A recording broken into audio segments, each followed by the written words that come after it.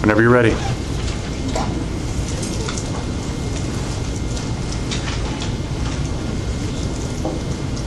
Martin Luther King Jr.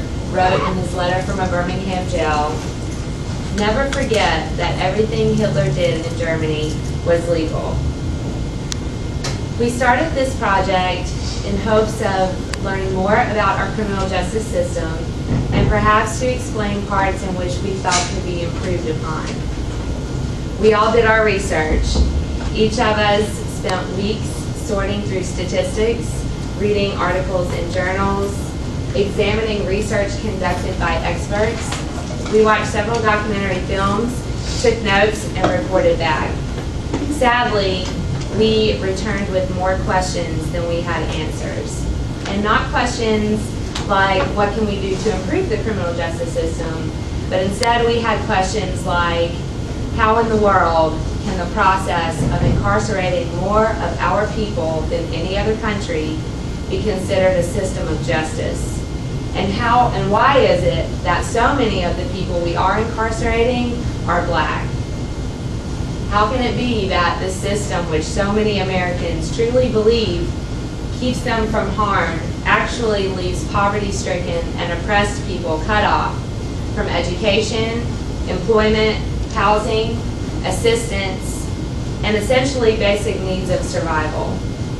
We realized quickly that we didn't have a 20-minute presentation here. What we had was an iceberg issue that couldn't possibly be explained in 20 minutes.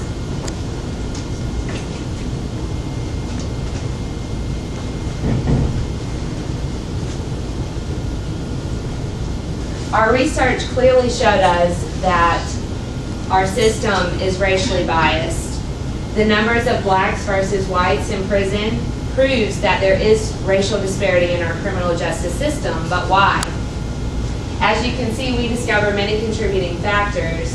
First, the war on drugs is the reason for the highest incarceration rates ever, resulting in over $1 trillion and more than 45 million arrests since it began. We also know that the war on drugs was initiated with a political agenda, and that historically, drug laws have been passed based on racial association of certain drugs. These laws target minorities. We also learned that private prisons are becoming more and more popular throughout the nation. With private prisons comes companies that provide goods, services, and jobs to keep them running, and it turns out they're making quite a profit off of imprisonment.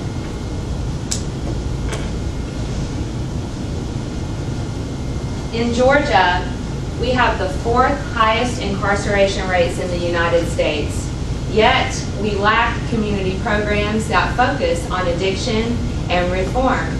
So it's not surprising that Georgia's reincarceration rates are on the rise. We asked local civil rights activist George Rhines what to make of these troubling conclusions. So you ask, Rhines, what's the status of the judicial system? I say it's broken. I will say throughout South Georgia, the judicial system is broken. I don't even know if it can be repaired. Angia will further explain. The criminal justice system, our criminal justice system, is an institution with racism deeply embedded in it. And this racism has a strong effect on African Americans. In majority black counties, where capital defendants were black, they were tried or went to trial with all whites or nearly all white juries. Prosecutors are actually hired by state and local governments to exclude people from juries based on their race. African Americans have been excluded because of the way they walk. They appeared to have low intelligence. They wore eyeglasses, were single, married, separated, too old for jury service at 43 and too young at 28. And also for having relatives who attended historically black colleges. This exclusion of people of color from juries certainly undermines the credibility and reliability of the criminal justice system. African Americans are marginalized through incarceration. They are incarcerated at nearly 6 times the rate of whites, and 1 in 3 is expected to go to prison in their lifetime. Prison is a stigma that never fades away, and because of that, Many of these men have trouble re-entering society. 1 in 7 will not be able to vote because of a felony conviction. And because of this stigma, it's harder to maintain relationships they once had and to start and build new relationships. And having a prison record makes it very hard to survive economically. I have a poem from an African American male prisoner and his view on the criminal justice system. It's entitled, "A Black Man." Here I sit in this prison cell, a white man's cage with a black man's living hell, being mistreated in this place that I'm in, not for what I've done wrong, but for the color of my skin. Being called boy and nigger in 2004, what's really going on? We shouldn't hear that anymore. Being pepper sprayed, now I'm short of breath. It's another way of choking me to death. Because I've chosen to speak out against the wrong they've done, it's not just me, it's somebody else's father, brother, or son. Don't be so naive, because it's not just a Gulf thing, but it's the same way they violated Rodney and killed Martin Luther King. Where are all the Al Sharptons and Jesse Jackson when all this is going on? Oh, I forgot, the cameras ain't rolling. No pictures are being taken and no press on their front lawn. Is this the way we want it? Is this really the plan? To be America's unwanted people by the injustice of a black man? And with this ever-present concern of the injustice to the criminal justice system, our group decided to take a look at sentencing and the disparities within. What is sentencing, you may ask? Sentencing is the punishment given to an individual for breaking the laws that are in place by local, state, and federal government. When the government decided to go to war on drugs in the era when all drugs like crack and heroin were on the rise, we noticed that the disparities began to rise as well. Racial disparities exist when the population of the people that are in control of the system is greater than such groups in the general population. One main reason we noticed and filed for such disparities were mandatory minimum sentencing laws, which require binding prison terms of a particular length for people convicted of certain federal and state crimes. These inflexible, one-size-fits-all laws may seem like a quick fix solution for the crime, but they undermine justice by preventing judges from fitting the punishment to the individual and circumstances of their offenses, causing federal and state prison populations to soar. Most mandatory minimums apply to drug offenses in which blacks are nearly 4 times as likely to be arrested as whites. Through our advocating, we received some unexpected responses, and Tiffany will tell you about that. When we chose this topic, we didn't think that we would have came across as much opposition as we did. A lot of people aren't aware of what's going on in the criminal justice system. We petitioned to end mandatory minimum sentencing for non-violent offenses. We worked with the Phi Beta Sigma fraternity, and they advocated with us around the campus to get signatures for the petition. It was hard to briefly explain this information to a lot of the students, and for some, they wanted more detailed information, and then they still rejected signing the petition. And then we got some negative responses from some, and one of our fellow students stated that they placed murderers and drug dealers in the same category and said that, you know, they really didn't care about the issue. We collected 200 signatures and successfully sent them to the Georgia legislature and helped to end the mandatory minimum sentencing. Please visit our Facebook page and like it. And there's a link on our Facebook page to our online petition. And on the back of your bookmarks, there is not on the back, on the front, there is a link to our Facebook page and our online petition. So you can go sign it there. And we will keep you informed on the criminal justice system affecting real people. And Sterling is going to inform y'all on what's really going on in Valdosta. Okay, we thought it necessary to get some information from a primary source, actual inmates. So introducing Mitch and Byron. Mitch is currently serving a mandatory of 15 years for a nonviolent drug crime, and he'll be released next fall. Byron is serving the end of his 14-year sentence and will be released in May. They're both living in halfway houses or transitional centers, as they call it.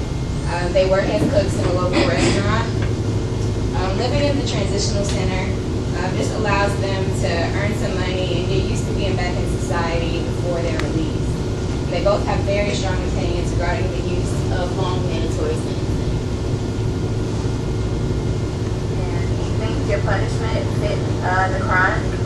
No, I can't agree with that because, first of all, if I would have known the law before I got locked up, we had to go all I bear on that and do a search and procedure. But being that you are ignorant to the law, they will entrap you and tell you all kinds of different things. Even the lawyers in small town, they'll tell you all kinds of things that make you agree with them, mislead you. It makes you think about life a lot different, people a lot different. Especially when that, I say, officers treat you like you're nothing. No matter how hard you try to do the right thing, if you do one thing wrong, it's going to get you. It has changed me to the better. Okay. I ain't gonna say the prison term changed me, but I changed myself. Being that I'm in the transition center now, and around free work, sometimes I tend to look at it guard it. You always guard it against people. You're scared to trust people. And the anger that just built up sometimes come out when I'm working, around people. Because a lot of times they don't mean certain things, but me, I take it the wrong way. At times, I had to say, man, I ain't okay, they didn't mean anything. I'm thinking, because I'm prison, I'm not in prison. So I don't have to be guarded against everything that goes on.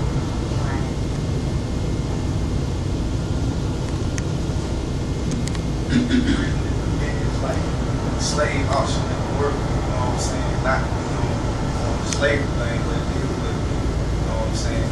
Like, it destroys family. And a lot of dudes come away and make it, so they continue to do the same thing while they never could. They lost their family.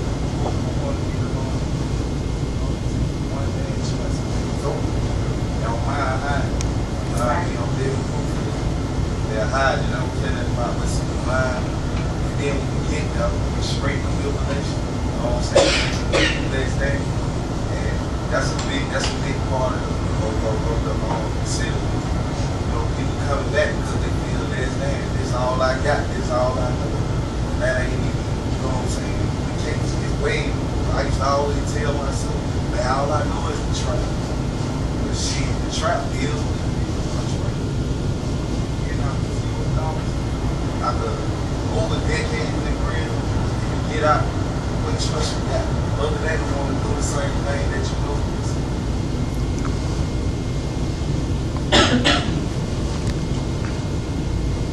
They also had much to say about the way mandatory sentences hinder society more than it actually helps. Once somebody in prison is not helping anybody. That's what the judge told me when they tell me like, I need help. The judge said, we gonna give you any help in prison. That's not a place where we help anybody. You got programs that they need to start back that they used to have in prison. They took out the college courses and type of education programs for people to learn. So when they get out, they can do some things better with their life. But they took a lot of that out. Saying that it's costing taxpayers money, which one you think it costs taxpayers more money for the educate somebody or for a person who get back out and they commit more crimes, they feel like back up. Right. So what which way would they rather have? Yeah, because we found out that Georgia spends about $17,000 a year per inmate. So that money could be going to the federal less beautifully educated Right. You know, give them a chance. Let them know that people love them, people care about them. You want to do things for them. You know, maybe you have less amount of people coming back on the scene or whatever. Being offenders. And really, they should start before they even come. If you would like to watch the full interviews, you can visit our Facebook page. Now, Andrea is going to talk to you about who else is being affected. And Mitch is here, he's talking about the effect on his family.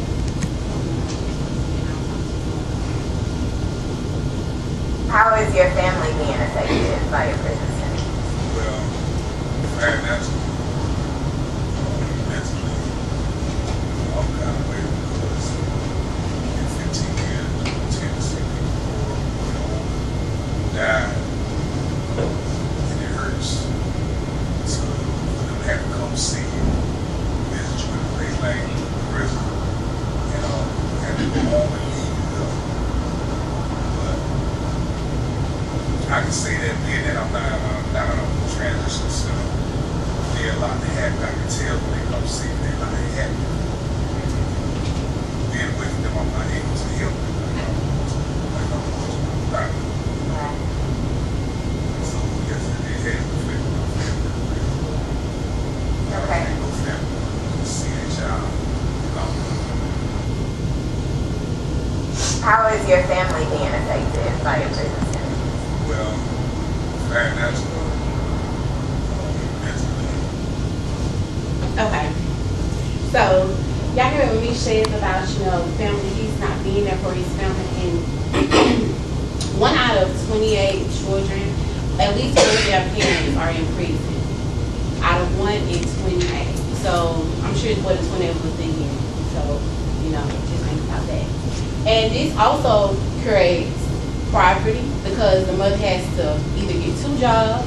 This also creates teen pregnancy, drug habits again. It's just it's more like an apple falling from the same tree. It's like it just keeps coming. So, you ask, you want to know what must be done? What must be done? We must create education programs to educate these men, to let them know exactly what is going on. Because even though, yes, they do sell drugs, but some of them don't really realize what's the effect for their family and even the people that they're selling drugs to. We must also, with drug programs, we must have drug programs for the healthy people with the drugs habits that they do have, because a lot of it also comes back from their parents and their grandparents. It keeps like a generation curse. So it just keeps coming on and on. So we have to stop it. Something must be done. We must educate not only them, but educate the people around us. Like we must educate ourselves, because even me, I really didn't know a lot about it. And when I knew more about it, it makes you want to go more into depth and understand what is really going on. Not only in, our state, but in our community and that also. We should try to know more about what's really going on around us. And I know I read a book in applied sociology when we switched. I don't know if y'all all took a class about you can't be neutral on the train. And basically Zen Hart talks about how we see things around us that are wrong, and we're just as much guilty as people that are actually doing it because we're not seeing anything. So me and you, all of us, we must say something. We must do something because it's wrong. Just think about anybody in your family that has been affected with this. So we must do something. And this is what Ron has to say about what must be done.